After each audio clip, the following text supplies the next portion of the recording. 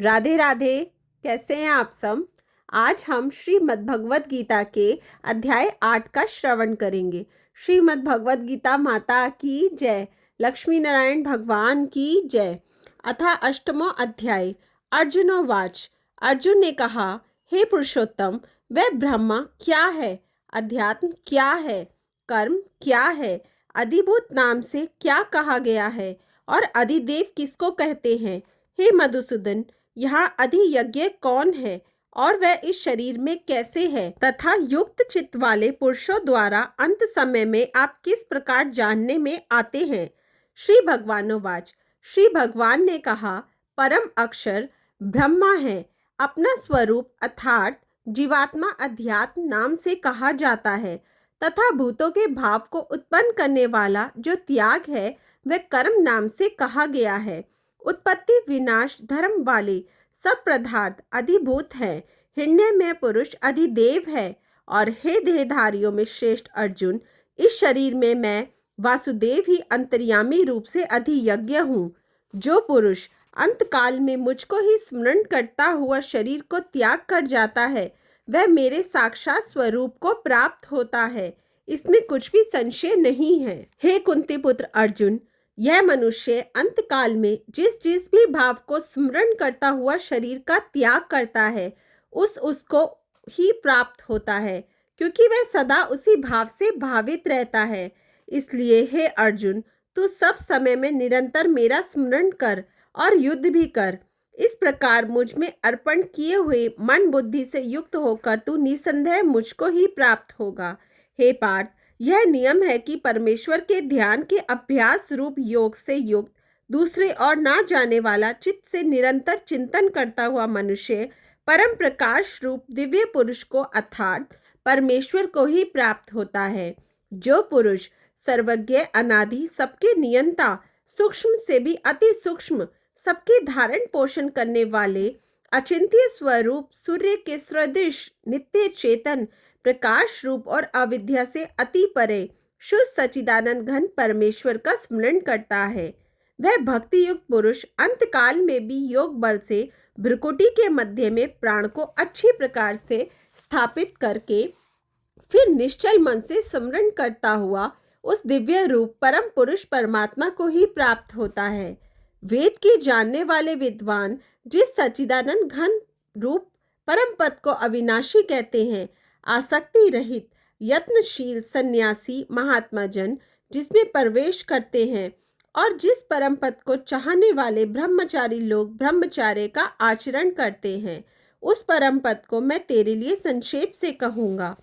सब इंद्रियों के द्वारों को रोक के तथा मन को हृदय में स्थित करके फिर उस जीते हुए मन के द्वारा प्राण को मस्तक में स्थापित करके परमात्मा संबंधी योग धारणाओं में स्थित होकर जो पुरुष ओम इस एक अक्षर रूप ब्रह्म का उच्चारण करता हुआ और उसके अर्थ स्वरूप मुझे निर्गुण ब्रह्मा का चिंतन करता हुआ शरीर को त्याग कर जाता है, वह पुरुष परम गति को प्राप्त होता है। हे अर्जुन, जो पुरुष मुझ में अनन्य चित्त होकर सदा ही निरंतर मुझ पुरुषोत्तम को स्मरण करता है, उस नित्य निरंतर मुझ में युक्त हुए योगी के लिए मैं सुलभ हूँ, अर्थात उसे सहज ही प्राप्त हो जाता हूँ। परम सिद्धि को प्राप्त महात्मा जन मुझको प्राप्त होकर दुखों के घर एवं क्षण भंगुर पूर्व जन्म को नहीं प्राप्त होते। हे अर्जुन, ब्रह्मलोक पर्यंत सब लोग पुनरावृत्ति है, परंतु हे कुंती पुत्र, मुझको प्राप्त होकर पूर्व जन्म नहीं होता, क्योंकि मैं कालातीत हूँ और यह सब ब्रह्मादि के लोग काल के द्वारा सीमित होने से अनित्य है। ब्रह्मा का जो एक दिन है उसको 1000 चतुर्युगी तक की अवधि वाला और रात्रि को भी 1000 चतुर्युगी तक वाला अवधि वाली जो पुरुष तत्व से जानते हैं, वह योगी जन काल के तत्व को जानने वाले हैं। संपूर्ण चराचर भूतगण ब्रह्मा के दिन के प्रवेश काल में अव्यक्त से अर्थात ब्रह्मा के सूक्ष्म शरीर से उत्पन्न होते हैं और ब्रह्मा की रात्रि के प्रवेश काल में उस अव्यक्त नामक ब्रह्मा के सूक्ष्म शरीर में ही लीन हो जाते हैं। हे पार्थ, वह यह भूत समुदाय उत्पन्न होकर प्रकृति के वश में हुआ रात्रि के प्रवेश काल में लीन होता है और दिन के प्रवेश काल में फिर उत्पन्न होता है। उस अव्यक्त से भी अति परे दूसरा अर्थात विलक्षण जो सनातन अव्यक्त भाव है, वह परम दिव्य पुरुष सब भूतों के नष्ट होने पर भी नष्ट नहीं होता।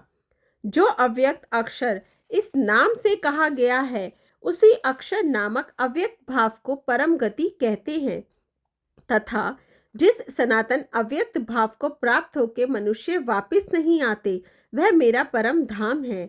हे पार्थ, जिस परमात्मा के अंतर्गत सर्वभूत है और जिस सच्चिदानंद घन परमात्मा से यह समस्त जगत परिपूर्ण है, वह सनातन अव्यक्त परम पुरुष तो अनन्य भक्ति से ही प्राप्त होने योग्य है।